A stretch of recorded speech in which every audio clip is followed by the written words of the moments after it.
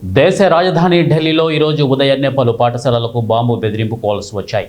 దీంతో పోలీసులు ఇతర అత్యవసర సంస్థలు తనిఖీలు ప్రారంభించాయని ఢిల్లీ అగ్నిమాపక సేవల అధికారి ఒకరు తెలిపారు. ఉదయం 6:35 నుండి 7:48 మధ్యలో ఈ బాంబు బెదిరింపులకు సంబంధించిన కాల్స్ వచ్చాయని అధికారులు తెలిపారు. బాంబు బెదిరింపుల కాల్స్ వచ్చిన పాఠశాలల్లో Andhra school, BCS international school, Raoman Singh school, అలాగే కాన్వెంట్ స్కూల్, మాక్స్ఫోర్డ్ స్కూల్, ద్వారకలోని ఇంద్రప్రస్థ ఇంటర్నేషనల్ మొదలైనవి ఉన్నాయి.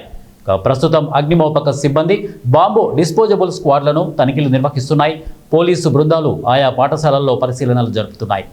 పాఠశాలలకు బాంబు బెదిరింపులు రావడం అనేది గత 4 రోజుల్లో ఇది 3వ సంఘటన. గత సోమవారం ఢిల్లీ అంతటా 32 పాఠశాలలకు ఇలాంటి బెదిరింపులు వచ్చాయి. తర్వాత అవి ఫేక్ అని తేలింది. అలాగే బుధవారం దాదాపు 50 పాఠశాలలకు ఈమెయిల్ ద్వారా మరోమారు బాంబు బెదిరింపులు వచ్చాయి.